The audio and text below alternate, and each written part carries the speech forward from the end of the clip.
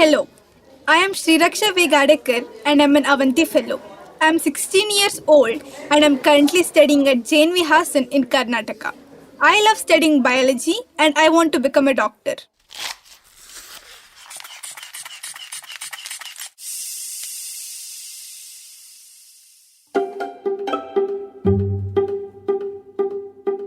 Welcome to Avanti, a show where incredible women who are at the top of their fields share the obstacles they had to overcome to get there. Here's our host and the co-founder of Avanti Fellows, Vandana Goyal.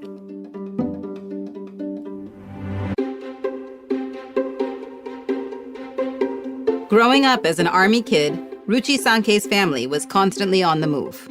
Always having to start over and make new friends, Ruchi learned the importance of adaptability and picked up a knack for building relationships.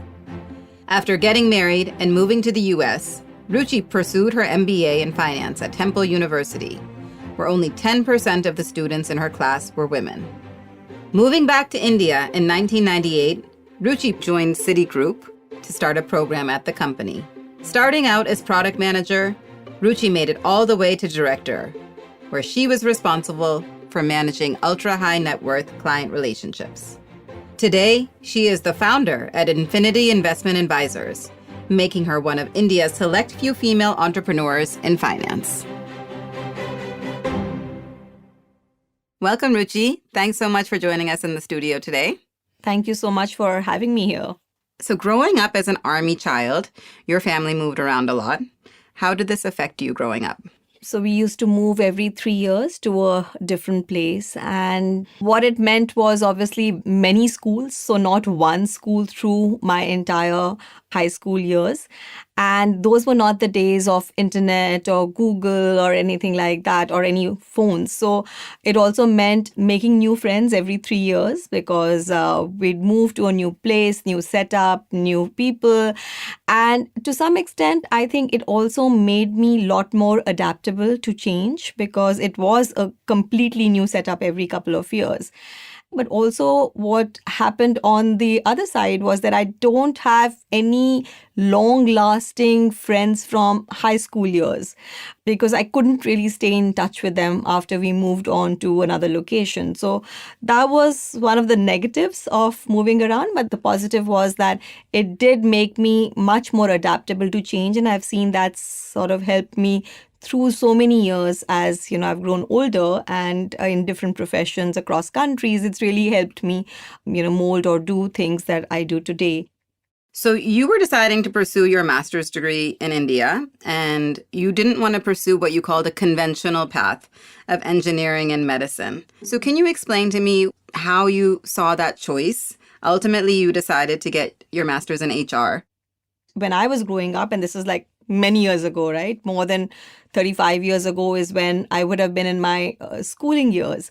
At that time, these were the two professions that were most liked by parents and elders in the family. I did come from an army background, so they were not so conventional in their way of thinking. They were reasonably modern that way, saying that you can do what you want. I also felt that while I was growing up, their career aspirations for me were not so high as well. They were higher for my brother than they were for me because they felt, well, she does need to do a job. But like my mother, who kept on adapting and moving with my father, they felt at some stage I will get married and I will be in a way a supporting member in the household. And while I do need a job, but it doesn't need to be something that I need to pursue from a career standpoint. So I think from that perspective, my parents didn't force me to go into a specific profession or a specific choice of subject. And I personally did not like medicine or engineering. So I decided I will do commerce as an undergrad, which led me to doing something different as I graduated from my Bachelor's of Commerce. And I decided to do a master's. And at that point of time, I thought it'll be appealing to do HR. And that's how I did it. But it was all coming through me. It was not so well researched. One of the things that you've spoken to me about is how your parents had different expectations of you and your brother. Do you think that you perhaps would have thrived if they had higher expectations or maybe the same expectations of you as they did of your brother? I definitely would have thrived a lot more than, if they had expectations similar to what they had of my brother. And I see that with my children today. My daughter, we've got as high expectations or aspirations for her as we have for our son. And the whole context is such that they then drive themselves much harder. They're very focused on their careers, just not career for the sake of career, but for self-fulfillment, for being able to do something that will satisfy them. And I think I would have perhaps been a lot more focused on accomplishments and achievements had that kind of environment been at home.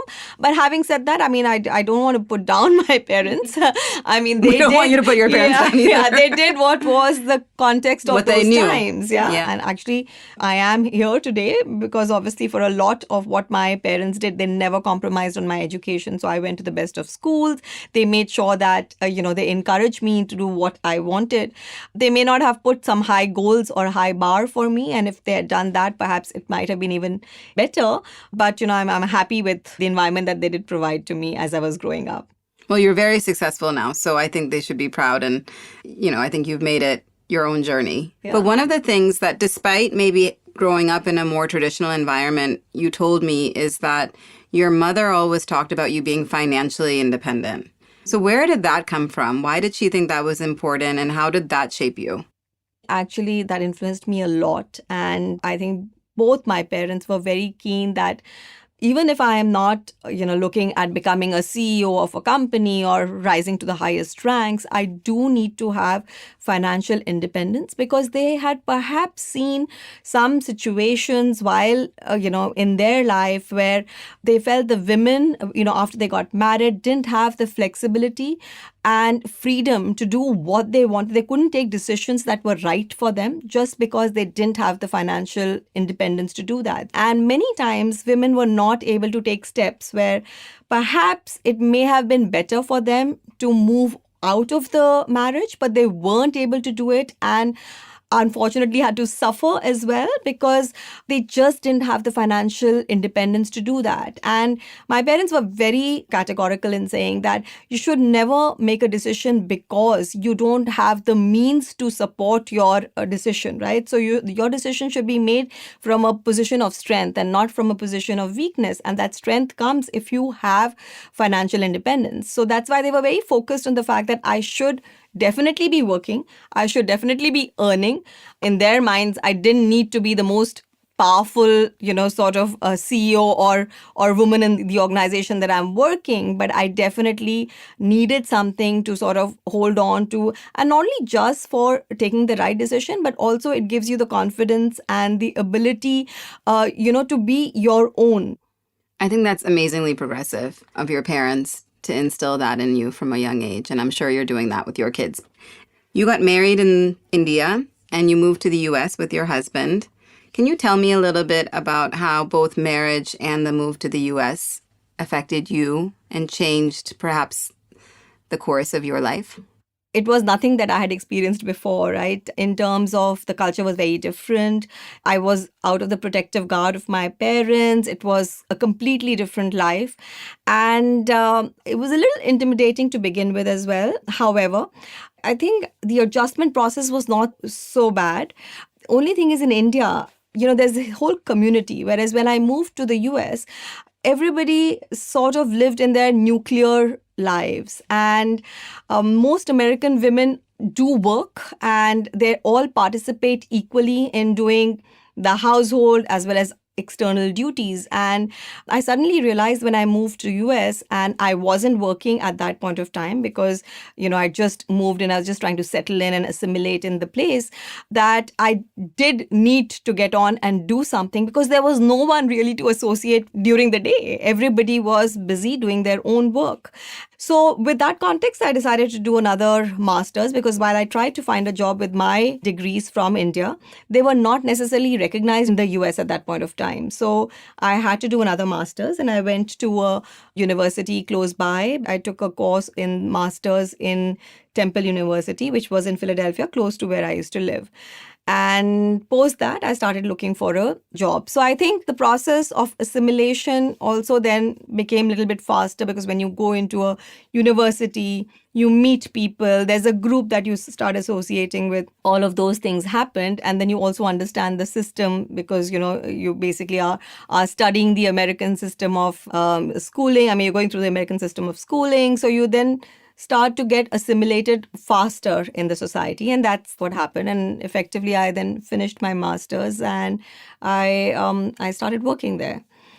I think you got your MBA at Temple? Yes, I got my in MBA. finance? Yes, I got my MBA And finance. You were one of 10% of women Yes. in that class. Yes. Was that the first time that you were a minority in a classroom? And so it was not the first time, because when I did my master's in India as well, in Punjab University, before that, I was again in a very small class size of women. Most of them were men. So I was used to being a minority, but I guess the difference was that also culturally it was very different. And how does it feel to be one of the few women in a classroom full of men? Do you feel like you were treated differently? Did you feel afraid to participate? One of the things that we observe when we go into our classrooms, we are preparing kids for engineering and medicine, for good or for bad. But we see that the girls are more hesitant to participate. We see that the girls are more afraid of being wrong. We see that the girls are afraid of being judged. Did you experience any of those things, or what was it in you that wasn't afraid? I think in my particular case, I did not experience any of those things, because I wasn't shy and I wasn't intimidated by men. I had also sort of been in a co-ed school before this. And even as I was growing up in the army cantonments, we had, sort of friends across.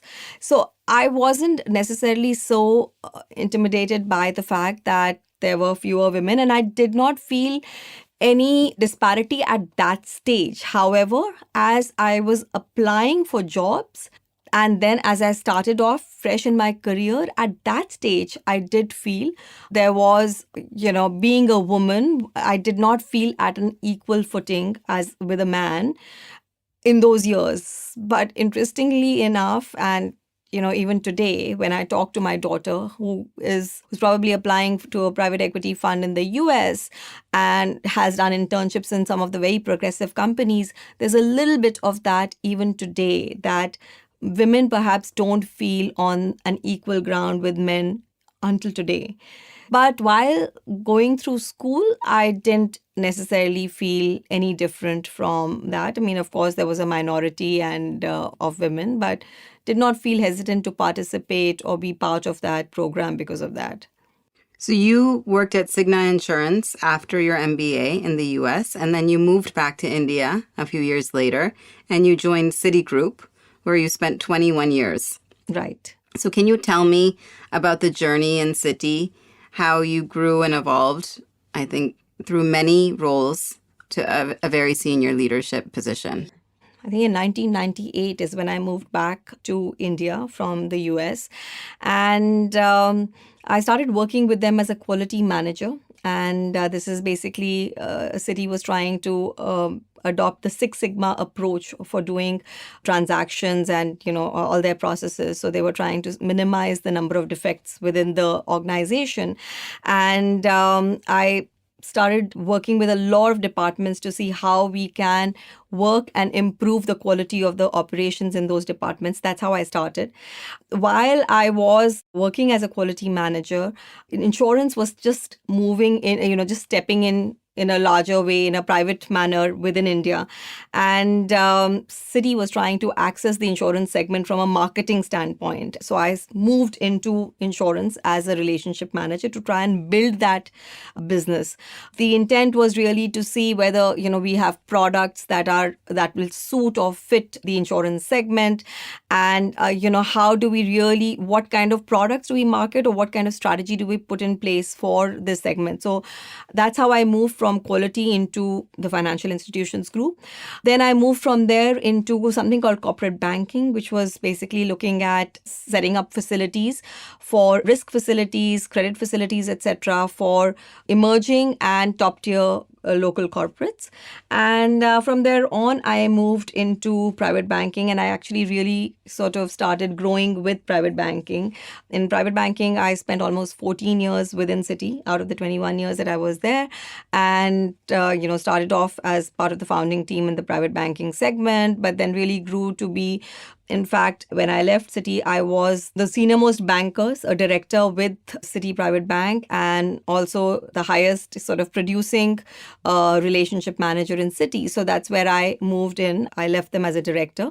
But that was roughly my journey in Citi. Started off in the product role, moved into, in the financial institutions group, then corporate banking, and eventually into private banking, where I grew to a level of a director, and I was managing some key teams and some key clients in the ultra high net worth space. And, then I decided to move on to another organization. So it takes a lot, I think, to switch between all of those different roles, because you're learning different content and you're also learning a different function in terms of the type of work. Because one of the things we speak to our students about is where you start is not going to be where you end up. Right. But what does it take to actually successfully transition through those things? Yeah. Can you share a little bit? Yeah, and actually it's very exciting not to end up where you start. And, interestingly, Citi culture was like that as I was growing up with Citi. And, every time you move to a different area, the first year was very exciting because you spend that learning a new skill, new context, you met new clients, you had new partners internally as well. So everything changes. So it's actually very exciting. And your breadth of understanding, your experiences also grows. So in fact, I even would now encourage everyone to say that it doesn't make sense to be in the same place, because the way you really built up your experience and breadth of knowledge is by doing different things. But in this backdrop, you also had your children. And you were a new mother, and you were going to work every day saying, I'm going to go move departments, get a different job, right? And you're trying to learn a new role at home and learn new roles at work. How did you manage? Yeah, actually, those were very tough years. I have to be frank. They were very tough and very challenging. And I think I did at one point of time feel that I don't think it's going to be possible for me to go on, because I'd had my first child, and within like 1 year, 10 months, I got my second child. And when I got my second child, it was just becoming too overwhelming to take care of the children and have a very intense work life. And I almost decided to actually give up my job, and I had resigned, saying that I'm going to leave and I'm going to take care of my child until I can get some semblance of stability at and home. Sleep.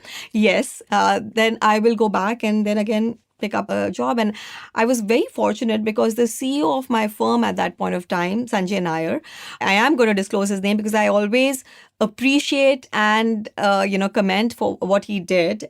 He actually sort of counseled me at that point of time and said, I do understand you need this time, and we are very sort of cognizant of that, but instead of resigning, why don't you just take a sabbatical, which you are entitled to do as a Citi employee, and take that time off, and at the end of the 1 year, see if you are able to come back. If you are not able to come back, fine, you could resign at that point of time. And I think that was really a lease of line. I basically did that, and I was able to take care of my family for that period of time. And I also realized while I was at home, and I explored many things. I learned golfing. I started painting on oil on canvas. I learned a lot of things, in terms of, even drawing. I was going for drawing classes and stuff like that. But at the end of the day, I felt like, hey, I'm not feeling like I am, I'm not setting a goal for me, and then trying to achieve it. And then I'm not getting the thrill of having accomplished that at the end of the day. It feels like I'm doing a lot of hobbies and creative things, but I don't know whether I'm getting that kind of high that I get at work, where I know that I set a goal and when I achieve it and I do well, I feel so excited with that. And that feeling is not there. So instead of 1 year, in fact, and at the end of 10 months itself, I went back to work. And I went back with very renewed vigor. But had I taken that break, I'm not sure whether I would have gone back. I might have just got consumed into doing, and how challenging it might have been for me after having taken a break of like 1 year to find a role that would give me commensurate kind of a level to what I deserved, right? Because after taking a break in your career, it is harder to find opportunities at that point of time. There's so many things to unpack in that. I think one is this boss that you had, Sanjay, who actually advocated for you when you weren't ready to even advocate for yourself. I think the solution we all come to is, I have to quit, right? And he pushed back and said, take a break. And he actually gave you the gift of that to realize on your own. How do we find people like that to be our advocates and supporters in the workplace or at home? Yeah, I mean, I was very fortunate. But I think now as the workplace is also sort of progressing and there is a lot more, not acceptance, but acknowledgement of the fact that women bring a completely different and diverse set of skills, perspective to jobs. There is this whole acceptance that, we need to encourage women in the workforce, which may not have been as much when I was, working. And I'm very happy with the way we are progressing and the way that we are embracing women in the workforce. So while it might have been very pertinent or important for us to have an individual like that, I think today the entire culture is getting reinforced in such a way that, there's maternity leave, which is longish for women. There's paternity leave, which was not unheard of, when I was having my babies. There are also, there are 60% programs that you can actually go in for part-time work till you stabilize your family and then come back. The issue that a lot of women have is when they drop out of the workforce and then they come back in, they see their peers doing a lot better, when they come back. And that sometimes can be a little bit upsetting, right? But now you have ability to just continue on a different format, so you may not need those specific individuals that was so important when I was growing up in my, job, because that was so many years ago. But today the entire environment is trying to encourage women to be part of the workforce because they have also figured out the benefits of having women in the workforce. And, not just for the workforce and for the organizations that you work for, but also for the families that you support. Because, you go back as a very confident person who's sort of bringing a very different perspective to your own family members than it is if you are not, you're not participating in anything external. So I think with all of that, I don't know whether you need that one specific person that I needed or I was fortunate enough to have, but this entire, system that's moving towards that way now as we go along. I love that you talked about the confident person that you are when you go home as a result of the success you're having at work. How do you think you've changed the way your kids look at the role of family, the role of parents, the role that they will play in the future because of the example that you and your husband set? I have to say one of the things that I was very touched by is that one of my very close friends, her daughter went to Harvard, and before she was accepted in Harvard, she told her mother that she feels that her role model is me. And I was like very touched with her. And so then I asked her mother, and her mother gave me the entire perspective. And she's like, for me, success is someone who's doing well at her job, but also very successful in her own family life as she's devoting enough time for the family as well as. So it's a very balanced kind of a life. And I'd aspire to be for someone like that. And we've got to recognize that women have a different role in society. I mean, Yes. you may want to say that you would want to just focus on your career, but that's not possible because you are going to be the primary caregiver in your families, right? So to me, that whole context of, having a balanced life is very important, where you devote time for your family. And as my children were growing up, both of them were, my son was a national level swimmer. My daughter went to the state level at diving. So they had very intense sort of, sports schedules. I was there to support them through that, while I was also working very hard to ensure that I'm progressing well in my career. And that entire balance gives you a lot more sense of accomplishment than just doing one thing. The other thing I love about you taking a break is that it's actually okay to take a break, right? And your life is not over when you take a break, but it's Yeah. very important to go back to something, Yeah. whatever that something is. Right, And so what gave you the confidence to go back? right. Many women do not. Yeah. Yeah. And it was right that you said that it's okay to take a break. And actually, that break also makes you reflect on what exactly you want to do with your life, right? I mean, everybody's goal may also be different. While I do advocate still saying that financial independence is very important. And for women, it's very important to do that because, unfortunately, the way the construct of our society is, a lot of decisions may not necessarily be taken by women for their own selves, and the ability to have the financial independence will give you that security and confidence that, you can do what's right for you yourself. But having said that, it also is a personal choice, right? So as to what you want to do with your life. It's not necessary that everybody revels in doing, an organizational role which will earn a lot of money and will give power. There are others who may want to do something for charity. There are others who want to be, doing industry from their home. So there are different things that one can do. Just one needs to understand what is their passion and do it. So you can take a break and figure out what exactly you want to do with your life, because if eventually you've got to answer to your own self that, really have you done what you really enjoyed in your life, right? And as you look back, you should be happy with how you spent your life. And today where I am, I don't think I wanted to do anything differently. So you left Citigroup after 21 years. You went on to Waterfield. And after Waterfield, you started your own venture, Infinity. Now, only 14% of entrepreneurs in India are women. And what you are doing is entrepreneurial in both cases. Where did that courage come from? Why are so few women entrepreneurs, even today? I think several things. Number one, access to funds and financing. And now we are seeing actually women-based funds that have come that are looking to give money to, businesses that are originated by women. But many times women felt that women-based businesses were not given equal opportunities for financing.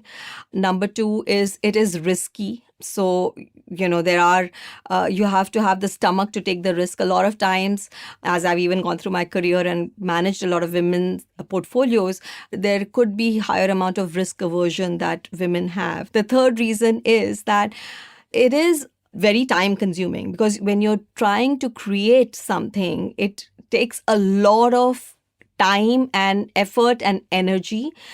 It also, so, at many stages of your life, as I said, you may have to balance other requirements in. So becoming an entrepreneur for a woman might be a challenge in just in terms of commitment that will be required to create a new organization, right? While she also has to balance other elements in her life.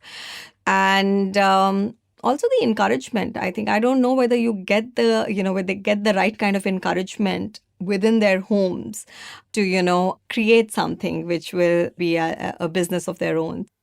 One of the things that you just touched on is they lack support at home to pursue those dreams.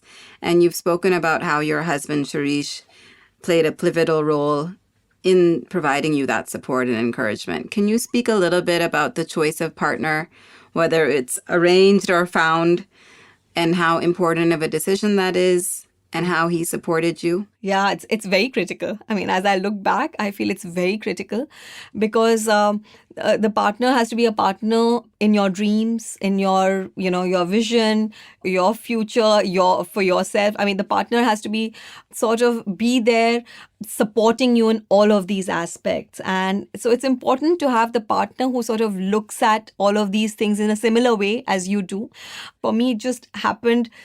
I'm actually fortunate because he was always very inclined. He's a perfectionist. He always wanted to do well in what he was doing. He wanted his family to do well. So it just turned out to be like that. But I think in today's environment, I would say that it'd be good to have a discussion before you get married, understand whether there's a agreement on some of the most critical aspects of what you want to do as you go forward, and then be there for each other. The second thing that you talked about was access to capital, which is you can't start something if you don't have any money, especially for people coming at a disadvantage where they don't have those resources. They need to ask people for them. And in my view, that requires networks, right? How do you form those networks if you aren't born into a family that has them? What are the skills that you need to actually create those networks? So there are a lot of women-based networks that have now sort of mushroomed in the recent, and you should actually, as you start getting yourself plugged into those networks. So there are networks for women in professional areas, women in investments, women in finance. There are, I'm sure, other industry forums as well. There is CII. I mean, you basically figure out what are the networks in the areas that you're working in and get yourself plugged in. It's very important to have a mentor as you get into a professional environment. The mentor can also help you create some of those networks. So, while City had a very structured mentoring program, every new entrant was sort of assigned along with a senior member within the firm. That's something that you can even ask for, saying that, I want to have a mentor, and request for a mentor, and then help you navigate the space because they're obviously been, in the professional, circuit for a longer period of time. You touched on mentors. So I'm thinking of young people listening to us and thinking, everyone talks about mentors, but how do I actually find one? So you can find a mentor within your organization by asking HR for it, saying that I want to be, sort of paired up with someone senior within my own organization. You can, through your social networks, see if someone, you feel is a role model or someone that you like, go and talk to them. You feel approachable, talk to them and, sort of work with them as you go along. A lot of women actually, now there are women forums and many of the women are working to encourage other women. They're entrepreneurs, they're professionals, and you can, sort of even within your community, figure out if someone that you are within the clubs or communities that you are in, if you like someone, just approach them and talk to them and say, I want to, understand a little bit more about your career. I want to, spend some time with you. I want to wrap up by talking about something that you mentioned earlier on, which was that you were not afraid. When you were in a classroom full of men, primarily, you were not scared, you were not intimidated. And you mentioned that earlier when we spoke, that you've always been outspoken. Even as a girl, you were outspoken. How has that served you, and how has it not served you? I think it's a good question. It has served me because, it's people know that they see what they get. So they know that there's a complete amount of transparency, and in a way, it kind of fosters trust. Yeah. And the organizations and the roles that I've had have, I've created trust-based relationships on that basis. So it's helped me like that.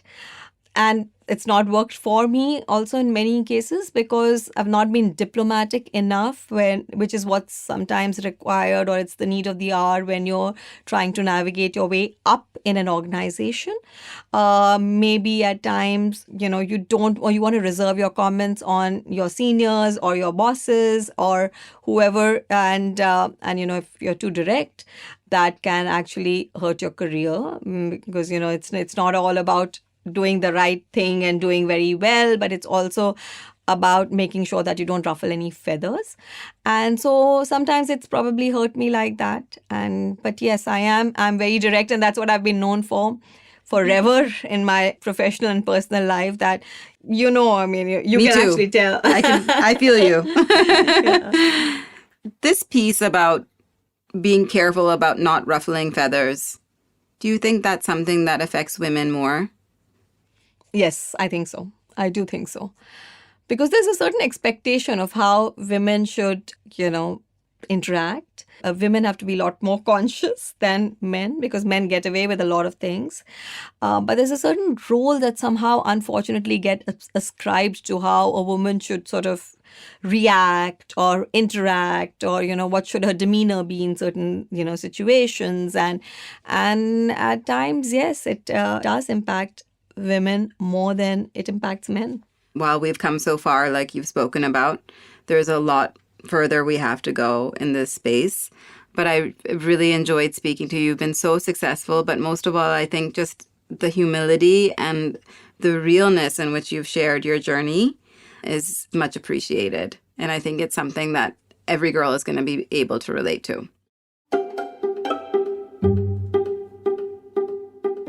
Ruchi, we have a question from students, Lekhana and Suhani, who are in class 9 at a rural school in Karnataka.